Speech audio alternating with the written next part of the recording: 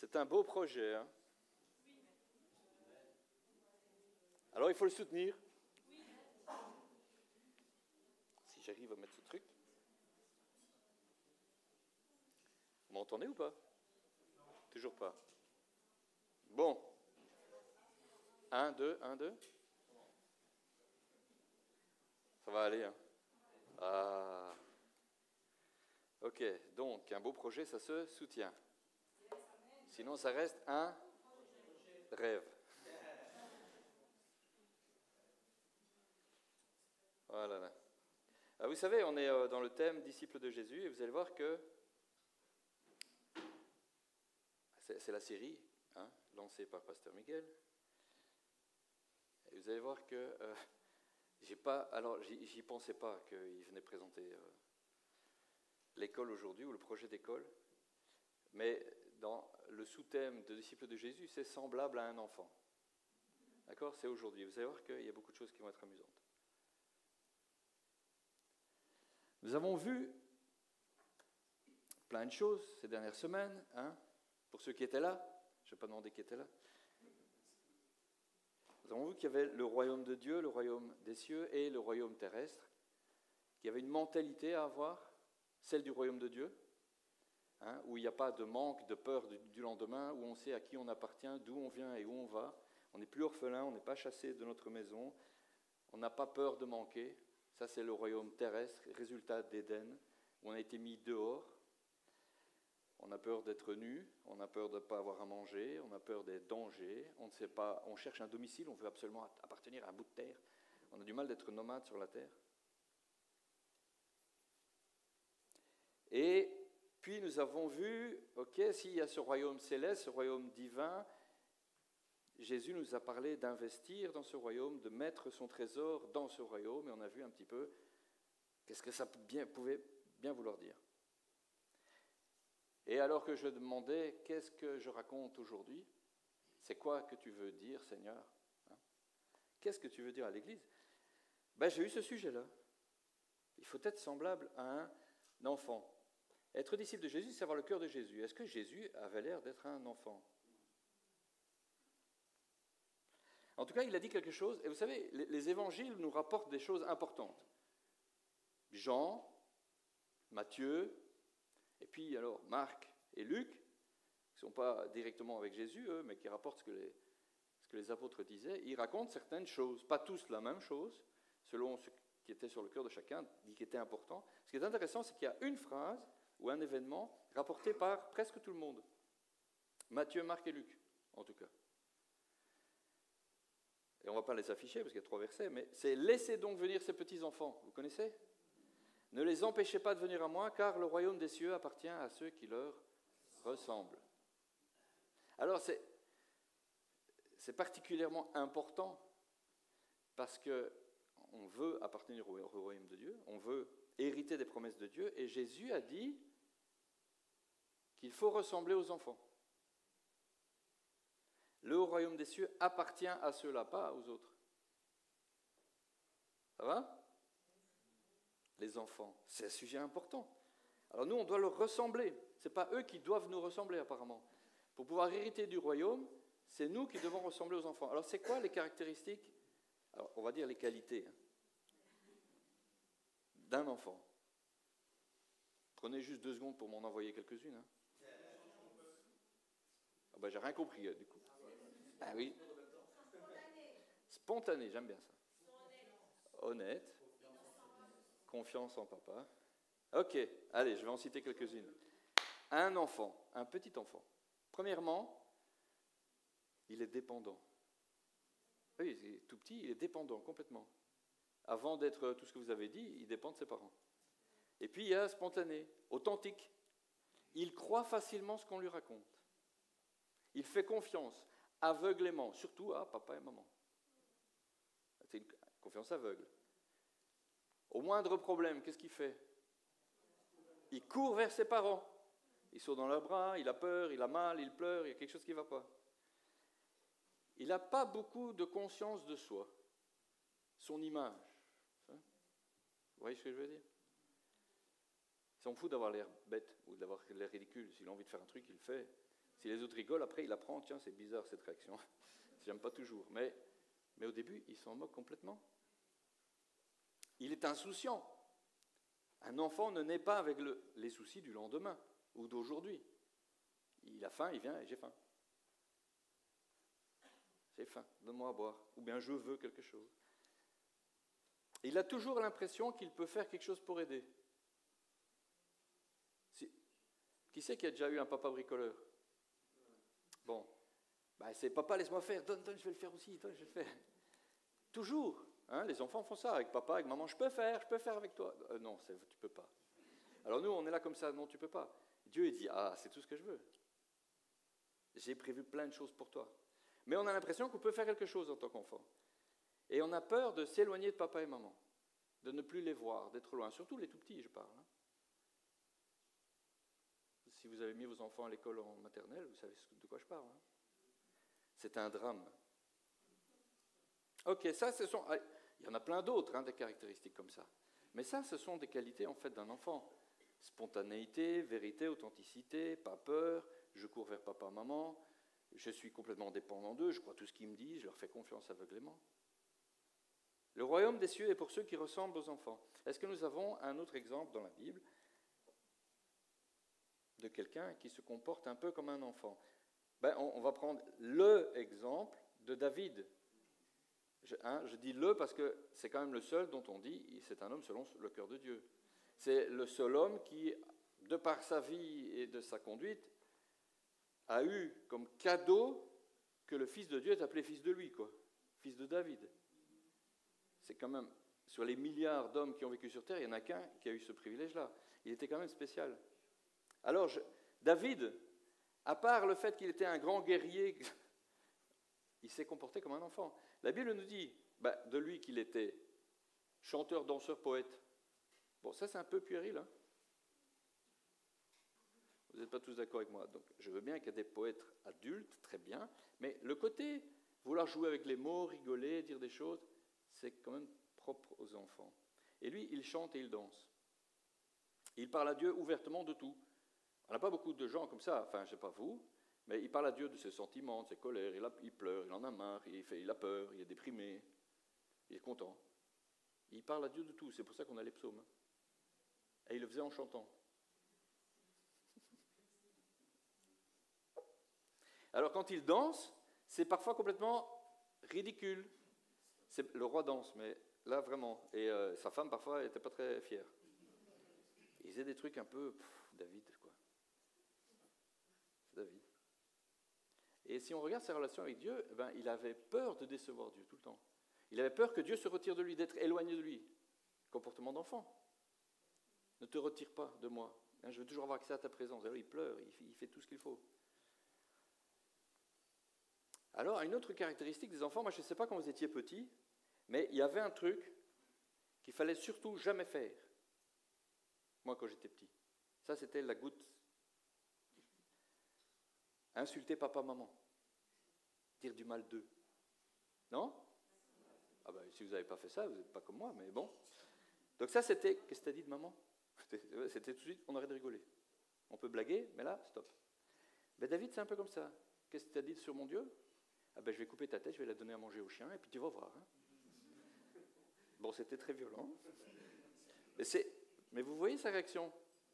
C'était pas, on va réfléchir, attends, donc il y a une armée, on va pas s'énerver, ils insultent, c'est normal, ils essaient un peu de nous faire mousser. Là. Non, c'est juste, quoi, vous laissez insulter il n'y a personne qui y va, c'est une blague, quoi. Le mec peut faire 4 mètres et il s'en fout. Ça compte plus. Et quand il a fait une bêtise, il pleure. Il pleure devant Dieu. Il prend le deuil, il fait tout. Vraiment, il s'humilie complètement. Il s'en fout de ce quoi qu'il a l'air. C'est pas très français ce que je viens de dire. L'image de soi, il s'en foutait un peu, David. Il n'était pas très protocole. Vous voyez? Alors si ça, c'est l'homme selon le cœur de Dieu, je vois moi un lien avec il faut être comme un enfant. Vous voyez ou pas? Ok, qu'est-ce que ça veut dire alors, pour nous aujourd'hui? Si on devait le résumer. Alors, je commence avec un truc, vous allez voir. Dans ta relation avec Dieu, tu dois être comme un enfant. Ça veut dire, Le cœur avant la raison. C'est comme ça qu'un enfant fonctionne en fait. Si je devais résumer tout ce que j'ai dit, ou à peu près, c'est le cœur avant la raison. Ok, personne ne me jette des cailloux, on continue. Notre cœur avant notre raison, c'est la première chose. Pourquoi? Qu'est-ce qui nous a fait tomber? On va commencer au début de la Bible, hein, le premier bouquin. C'est réfléchir. Ce qui nous a fait tomber, vous pouvez mettre tous les autres mots que vous voulez, hein, c'est pas faux. C'est le fait que l'homme s'est mis à réfléchir à ce que Dieu avait dit. Il a voulu utiliser sa raison. Qui a donné la raison à l'homme? C'est Dieu. Hein?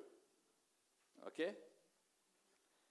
Mais l'utiliser comme on l'utilise aujourd'hui, pourquoi?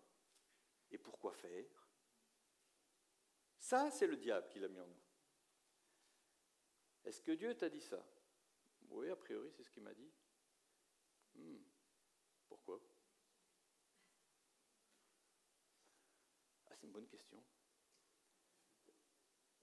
Un enfant, au début, c'est papa l'a dit. Mais en grandissant, ouais, pourquoi je peux pas en fait? Non? Vous avez des ados ou pas? Pourquoi je peux pas, lui il peut? Non, mais non. Ouais, mais je veux pas. Pourquoi tu veux pas? C'est pourquoi?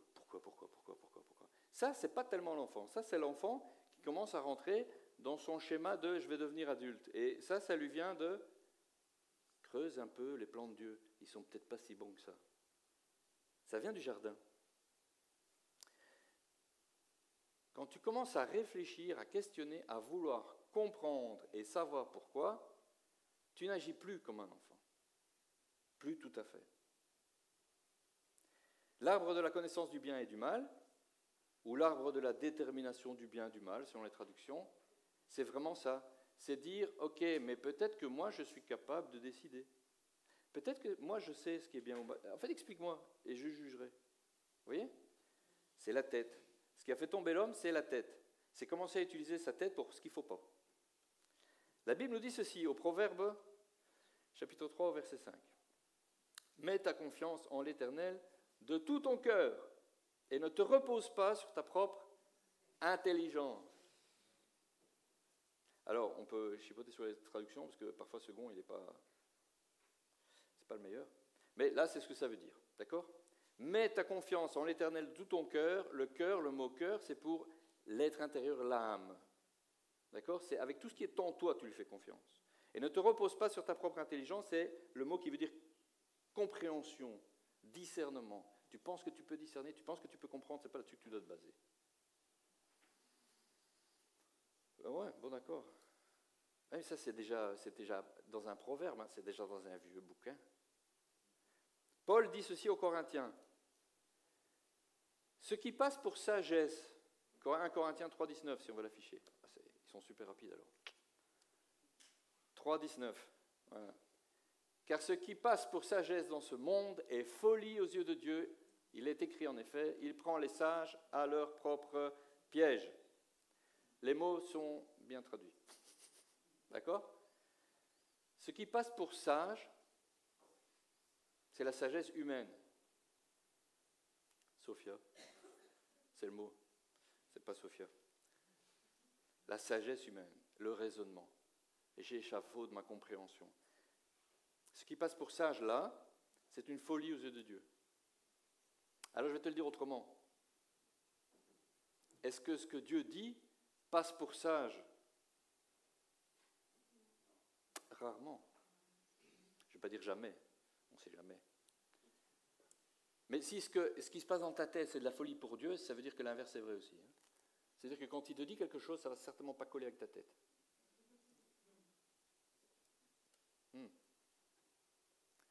Il y a un petit verset aussi que je veux partager avec vous parce que je le trouve particulièrement amusant. Et on le traduit souvent, ou on le lit sans y penser. Je vais vous le lire d'abord. Luc 10, 21. Le contexte, c'est les disciples, ils partent, ils reviennent, ils ont chassé des démons, guéri des malades, ils ont vu des choses dingues, ils sont super contents, ils viennent, tout ça. Bon. Jésus leur explique 2-3 trucs. Et puis, au même moment, Jésus fut transporté de joie par le Saint-Esprit et il s'écria, je vous lis la version que vous avez vous. Je te loue, ô Père, Seigneur du ciel et de la terre, parce que tu as caché ces vérités aux sages et aux intelligents, et que tu les as dévoilées à ceux qui sont tout petits. Oui, Père, car dans ta bonté, tu l'as voulu ainsi. Comment vous imaginez la scène?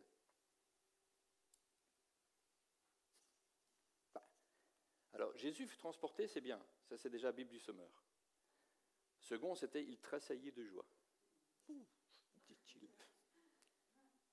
En fait, le mot, bêtement traduit par « transporté de joie », si je vous dis « je suis transporté de joie », vous m'imaginez comment? Ouais, en fait, le mot veut dire « exulter ». Je vous fais la scène. À ce moment-là, Jésus il exulta. Wouhou! Yes! C'était plutôt ça que... Oh. Je te loue, au Père. Non, c'est pas ça. C'était waouh, je te loue, Père, Seigneur du ciel et de la terre. Wouhou! Tu as caché ces choses aux sages et aux intelligents. Waouh! C'était plutôt ça. Vous voyez ce que je veux dire? Il t'a plu de les révéler à ceux qui sont tout petits. Le mot tout petit, c'est petit enfant. Ceux qui n'ont pas encore reçu d'éducation, qui ne sont pas matures. Décidément, c'est compliqué, non? Parce que, alors, il faut être comme un enfant, et en plus, si que ça c'est pour avoir le royaume, mais alors les choses importantes qu'il vient de raconter, la guérison, chasser les démons, jeûner, prier...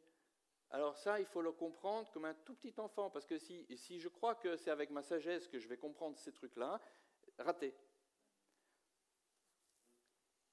Si j'approche Dieu avec tout mon raisonnement, je vais expliquer les choses, je vais bien les comprendre, raté. C'est comme un enfant. Papa, tu veux m'expliquer? C'est comme ça qu'on reçoit les révélations. En fait, la phrase qui dit « le royaume de Dieu appartient à ceux qui le ressemblent » veut dire aussi « si je ne leur ressemble pas ». Si, dans ma relation avec Dieu, dans les choses que je vis avec lui, mon intellect doit fonctionner. Si je dois comprendre, si ça doit me sembler correct, bien, c'est carré ça. J'aime bien l'explication. Allez, 1, 2, 3, voilà. Évident, c'est QFD. Si ça doit être comme ça pour que j'accepte, en fait, je suis en train de me fermer le royaume de Dieu.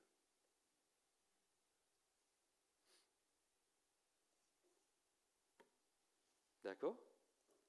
Je me le ferme complètement. Si tu aimes la religion bien carrée,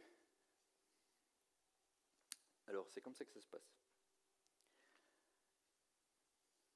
Les cultes, alors c'est comme ça que ça se passe. Je t'explique. Donc, tu as 30 minutes pour louer. Tu fais 2 chants rythmés, puis on se calme, un moment d'adoration. Je te laisse 2 chants aussi, puis un petit dernier pour la clôture. T'en gardes un de réserve, c'est juste pour le moment où on fait le pain levain. Ça va? Pas plus de 2 strophes. Mais vous savez, il y a des endroits, c'est comme ça. Alors, et donc, pour louer, tu ne retires pas tes chaussures, ça fait bizarre. Tu ne danses pas, sauf si c'est le chant rythmé. Les 2 premiers, tu peux. Pas trop. Tu restes dans ton cercle d'1 mètre carré, là. Tu vois? Ça, c'est la religion. L'idée, ce n'est pas d'avoir un protocole qui amène les gens dans un mood adéquat pour entendre après, je ne sais pas, l'enseignement, par exemple. Si l'enseignement, c'est alors, il faut au moins X versets de la Bible, tout ce que tu dis doit être au moins appuyé par un verset. Il faut donner les... Il faut qu'on comprenne. Il ne faut pas que ça aille un peu là où on ne veut pas que ça aille. Dès qu'on cadre trop les choses, vous avez compris, on utilise notre intellect. Il y a des témoignages comme ça. Alors, je ne peux pas dire que je l'ai vérifié le témoignage, je l'ai entendu, comme tout le monde. Mais qui montrent des trucs marrants. savez, et il y en a plein dans la Bible. Donc, des trucs bizarres, c'est pas nouveau. Si, alors que tu essayes d'écouter le Saint-Esprit pour savoir quoi faire sur quelque chose, tu dis, Seigneur, j'aimerais bien que tu m'utilises. Utilise-moi. Je suis là, je ne sais pas, je voudrais témoigner à quelqu'un, mais utilise-moi, qu'est-ce que tu veux?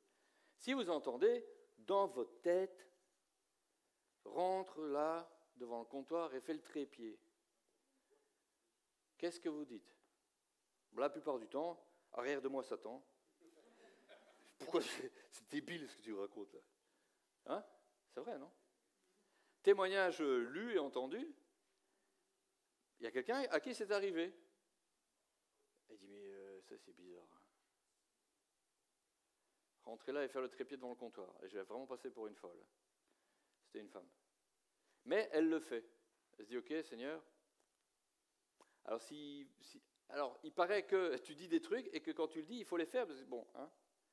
Et elle le fait en se disant, là, c'est fini. À partir de là, les gens là-bas, il ne faut plus que j'y aille parce que... Ah, c'est vrai. Et elle fait le trépied.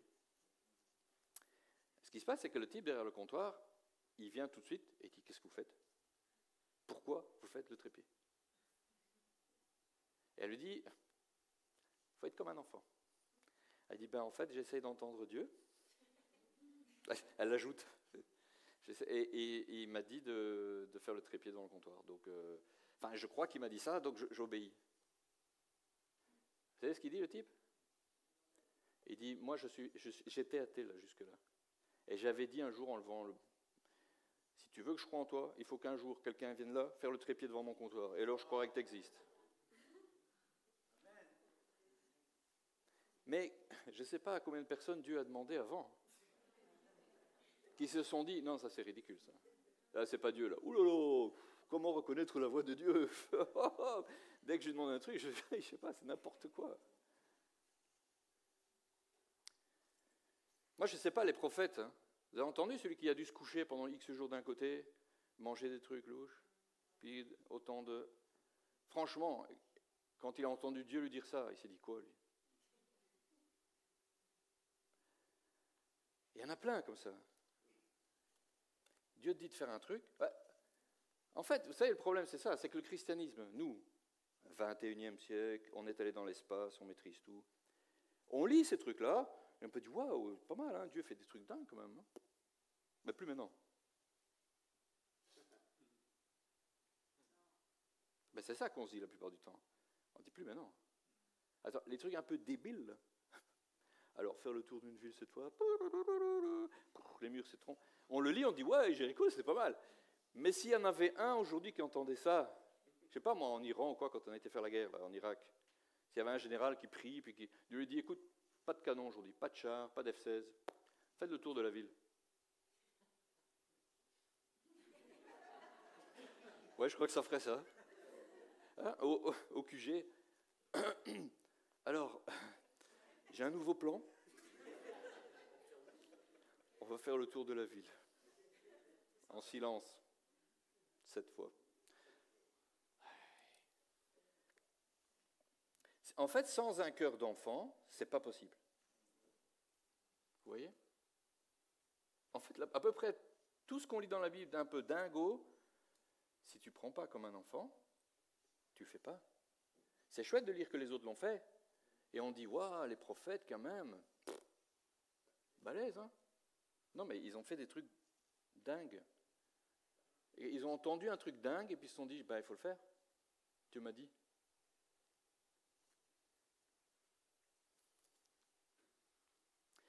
Il ne faut pas faire taire notre côté enfantin. En fait, un chrétien, un des fruits de l'esprit, ça aurait dû être dans la liste. C'est être un peu gamin. Un chrétien un peu trop propre sur lui, un peu trop carré, un peu trop pensé dans sa tête, il ne va pas vivre ce qu'il doit vivre.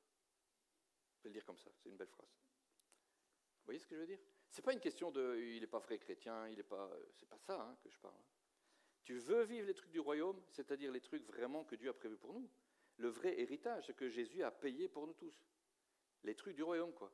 Rentrer dans le royaume. Eh bien, ça, c'est pour les enfants. Ça veut dire que tout ce que tu lis, tout ce que tu demandes à Dieu ou ce que tu entends de sa part, tu dois le prendre comme si tu avais 4 ans et demi. Donc tu as assez de vocabulaire pour comprendre ce qu'il dit, mais tu n'es pas sûr que ça va coller, mais tu y vas. 4 ans et demi, je crois que ça va. C'est le bon âge. Trop petit, ça ne va pas, il ne comprend pas tout. Plus grand, il réfléchit. Avec Dieu, c'est comme ça. D'accord ?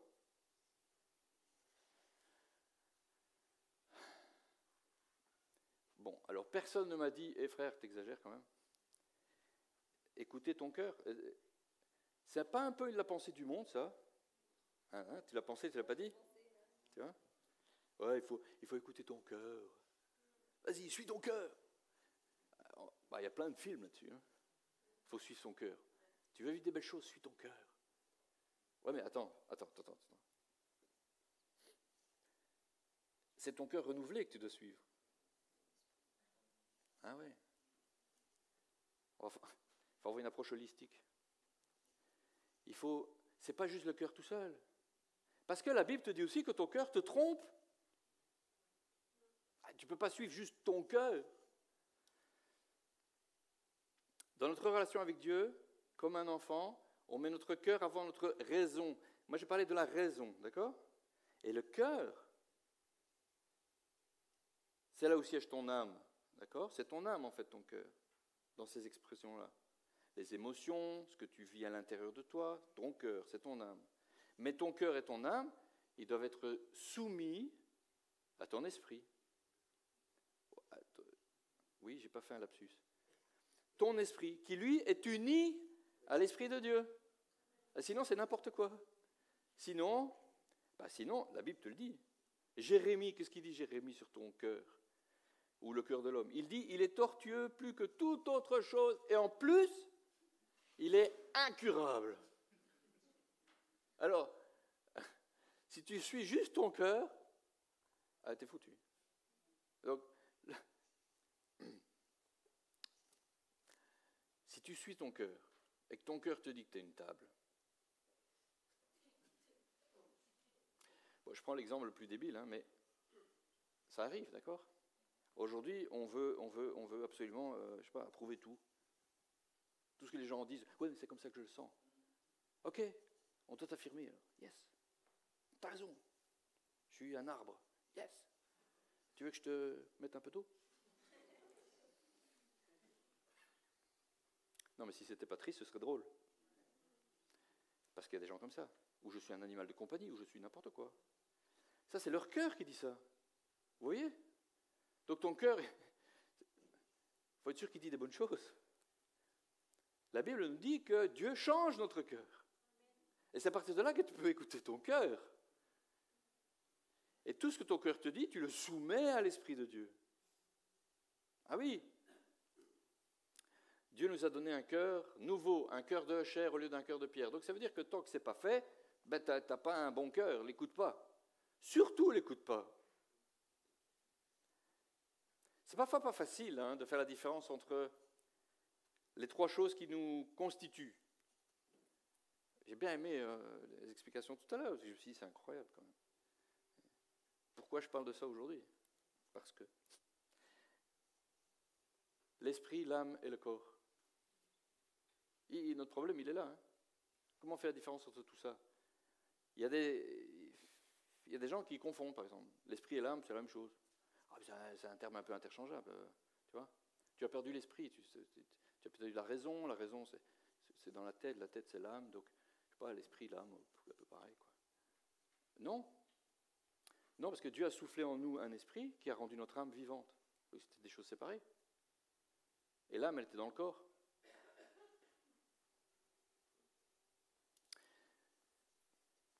Notre âme, c'est qui nous sommes. D'accord ? Le siège de notre moi profond, nos émotions, ça c'est notre âme, c'est la psyché. Notre esprit, il vient de Dieu. C'est quelqu'un. Les caractéristiques de caractère, c'est notre âme. Notre esprit, lui, il vient de Dieu, c'est lui qui l'a créé. Et cet esprit-là, il doit être reconnecté à Dieu. La nouvelle naissance, c'est ça. Ton esprit reprend vie. Parce que l'Esprit de Dieu vient en toi, il s'unit à toi, tu rentres en communion avec lui et tu ne fais plus qu'un. D'accord? Et pourquoi on n'est pas tout changé directement alors? Pourquoi parfois on a encore des problèmes, chef? Ben parce que ton âme et ton corps, ils suivent pas tout à fait le même chemin parfois. C'est pas aussi radical. On n'est pas tout changé en une fois. Il y a des gens qui prennent du temps à accepter que leur âme change. Quand on doit prier Dieu pour qu'il nous change, ça veut dire quoi? Ton esprit, c'est fait, il est né de nouveau, il est changé. Mais ton âme, parfois elle doit être guérie, parfois elle doit être changée. Quand l'apôtre nous dit, il faut renouveler notre intelligence, tout ce qu'on a dans la tête doit être changé. On doit renouveler nos pensées. Et on doit les soumettre à l'obéissance à la parole de Dieu. Donc, tout ce qu'on a dans la tête doit être changé, transformé. Alors ton cœur, tu dis des choses, ton cœur d'enfant, ce côté enfantin, la joie, l'enthousiasme, l'authenticité, je cherche les mots, la spontanéité, voilà celui-là que je cherchais. Il était caché. Ça, ce sont les caractéristiques de l'âme d'un enfant. La nôtre, elle est trop modelée. C'est-à-dire que notre raison est venue... alors ça, tu ne peux pas penser comme ça. Alors quand tu es joyeux, il faut te calmer. C'est pas comme ça qu'on fait. Tout seul, limite. Devant ton écran de télévision, quand l'équipe gagne, ça va. Mais le reste du temps, il faut rester modéré quand même. Hein? Ça, c'est la raison qui vient casser ton cœur. Et tout ça, ça doit être remis. Ah mais non, mais en fait, Dieu, comment il est Dieu? Qu'est-ce qu'il a prévu avec moi? Ben, il a prévu que je marche soumis à l'esprit. Et les fruits de l'esprit, il y a la joie dedans. La bonté. Ah, il y a la maîtrise de soi, c'est vrai. C'est surtout pour les mauvaises choses, la maîtrise de soi. Parce que sinon, il y aurait la maîtrise de soi qui doit calmer la joie. C'est embêtant, ces deux fruits de l'esprit. Vous voyez? La colère n'est pas un fruit de l'esprit. Là, on a besoin de la tempérance. Ou de la maîtrise de soi. L'Épître aux Galates, dans l'Épître aux Galates, Paul nous dit « Je vous dis donc ceci, menez votre vie dans une dépendance du Saint-Esprit. Et vous n'obéirez pas au désir qui anime l'homme livré à lui-même, ou l'homme charnel, l'homme naturel. » Un peu plus loin, il dit aussi « Puisque l'Esprit est la source de votre vie, conduisons-nous selon sa volonté, la volonté de l'Esprit. » Dans notre relation avec Dieu, nous devons nous approcher de lui comme un enfant. C'est la seule manière d'hériter du royaume. C'est la seule manière d'entendre des choses qui sont des révélations profondes. Ce que Jésus a dit qui est caché aux sages et aux intelligents. C'est caché. Donc ce n'est pas la peine d'essayer de le trouver par ton intelligence, tu n'y arriveras pas. Tu t'approches de lui avec spontanéité, authenticité. Tu cries, tu pleures. Dès que tu as un pépin, tu cours vers lui. Ta tête dit « Oh, tu as fait un pépin, cache-toi ». C'est ta tête qui dit ça. Vous voyez? C'est ce que Adam et Ève ont vécu, la première chose qu'ils ont vécue. Oups! On a fait une bêtise. Dieu vient et il se cache. Là, ils ont perdu directement leur âme d'enfant. Il faut avoir la fraîcheur, la spontanéité, l'authenticité, la foi d'un enfant. Papa dit quelque chose, c'est que c'est vrai. C'est que c'est vrai. Il a dit qu'il me donnait un truc, je le crois. Et il a dit que c'était à moi, c'est à moi. Il a dit qu'il revient, il revient. Je ne dois pas avoir peur. Il a dit de ne pas m'inquiéter, je ne m'inquiète pas. Je ne cherche pas à intellectualiser, à suivre le jugement de ma tête, mais je me base sur l'Esprit de Dieu. Pour savoir ce qui est bon, ce qui n'est pas bon. Pour savoir ce que je dois faire ou ce que je ne dois pas faire. Vous voyez, se repentir. On dit repentir, c'est regretter ses péchés, c'est demander pardon. Ceux qui ont un peu mieux compris disent, c'est changer. Il faut se détourner du mal. Amen, amen, amen. Mais en fait, c'est apprendre à faire un truc simple, c'est à quitter l'arbre de la connaissance du bien et du mal. Dans son entièreté, c'est ça en fait. C'est-à-dire que, à partir de là, c'est pas, je ne fais pas parce que c'est pas bien, je ne fais plus parce que Dieu l'a dit, il ne fait plus. C'est, Dieu l'a dit ça, j'aime pas, ah moi non plus j'aime pas. Dieu l'a dit ça, j'aime bien, ah ben moi aussi ça j'aime bien.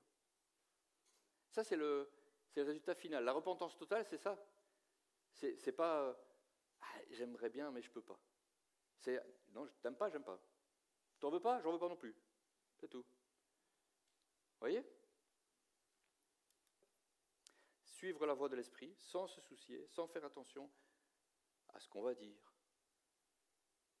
à l'image que je vais avoir si je fais ce que Dieu me dit, par exemple.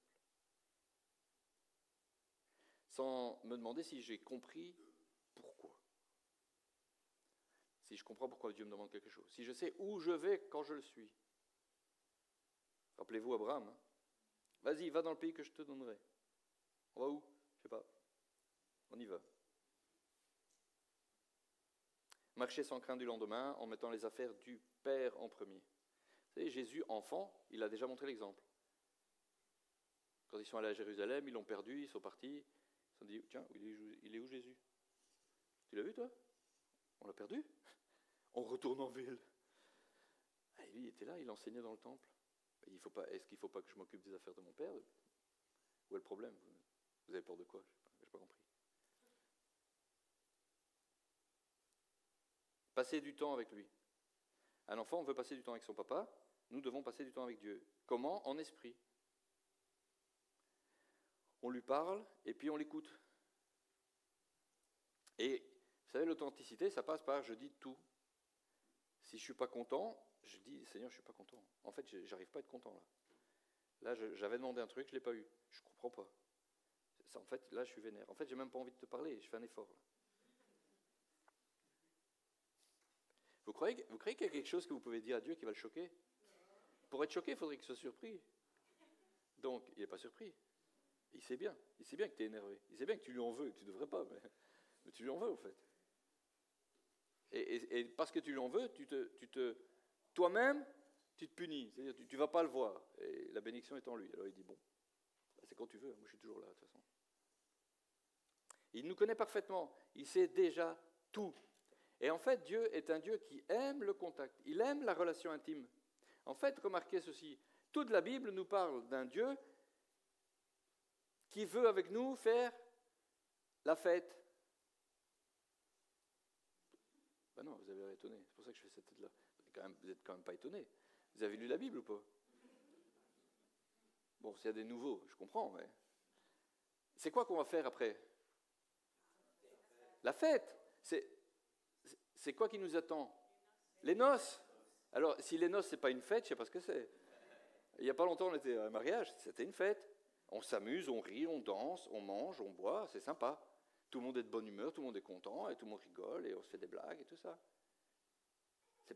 Si Dieu, quand il dit « voilà ce que je vais faire », il dit ça, c'est pour qu'on comprenne ce qui va se passer. Si Jésus dit que l'Église est son épouse,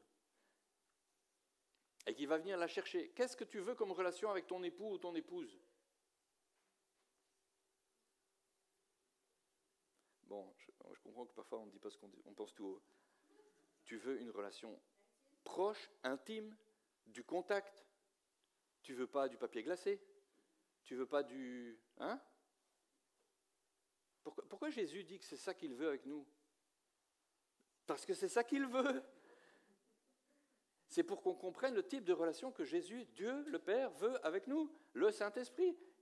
La Trinité veut comme relation avec nous une relation d'intimité, de contact profond, où on ne se cache rien, où on est soi-même, où on est à l'aise à être tout nu, au sens le plus mental du terme. Si tu n'es pas à l'aise avec ce qui est dans ta tête, si tu as peur d'en parler à Dieu, si tu dis « ouais, je ne peux pas être moi-même, quand même, c'est Dieu, tout », alors tu n'es pas dans la relation qu'il attend avec toi.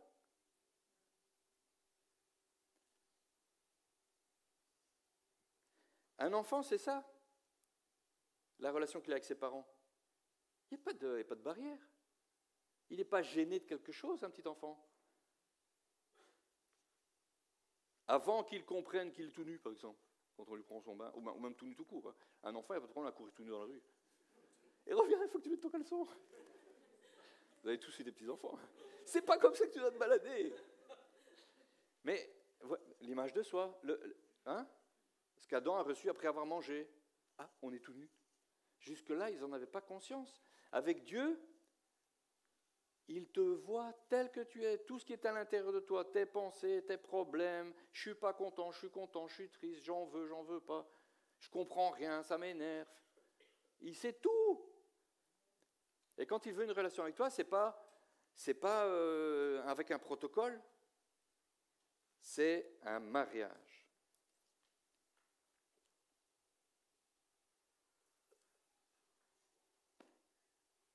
Il faut être comme un enfant. Vous avez compris? C'est tout. Il faut être comme un enfant. Soyez comme des enfants. Approchez-vous de Dieu tel que vous êtes, avec ce que vous avez dans le cœur, sur le cœur, dans vos pensées. Il le sait déjà. Parlez-lui sans contrainte, sans hypocrisie, sans forcer, sans limite. Il peut tout entendre. Rien ne le surprend. Vous n'allez pas lui apprendre quelque chose. Et en retour, gardez cette relation avec lui. Quand il vous dit quelque chose, quand vous sentez que ouais, je pense que Dieu me demande de faire un truc, je pense que Dieu ne veut pas que je fasse ça, je pense que je dois dire ça, je pense que... Vas-y, comme un enfant. Un enfant, il n'a pas peur de se tromper au début. Remarquez. Pourquoi on a peur de se tromper après? Le jugement, c'en est une bonne. C'est parce qu'on a expérimenté les conséquences de se tromper. Et parfois, elle commence à faire peur après. Par exemple, quand on se fait mal. J'ai mal évalué la distance et je me suis tapé les tibias. Ouais, tu réfléchis à 2 fois après. Mais Dieu n'est plus le Dieu... Dieu n'a pas changé. Mais Dieu ne nous punit pas quand on se trompe, en essayant de faire sa volonté. Et il nous ramasse, il nous remet debout, et il nous pousse en disant, c'était par là, tu t'es trompé. Vous voyez? Il n'est pas un mauvais père. Tu t'es trompé, tu as une tarte en plus. Pour ceux qui comprennent.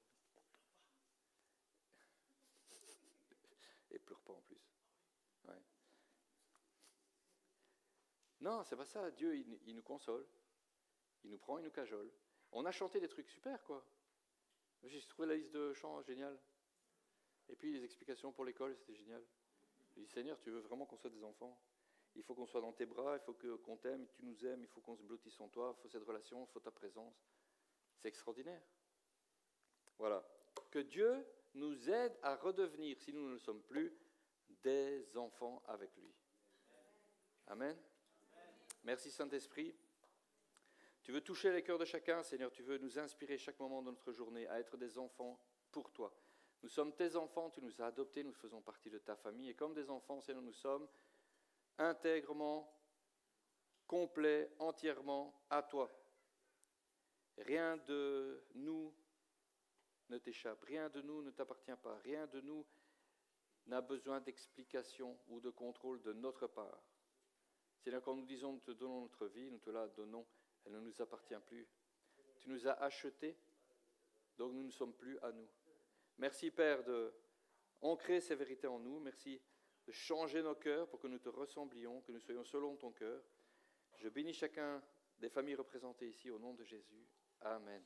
Amen. Soyez bénis.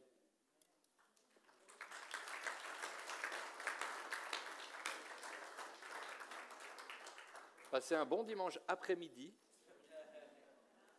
Profitez du soleil s'il y en a.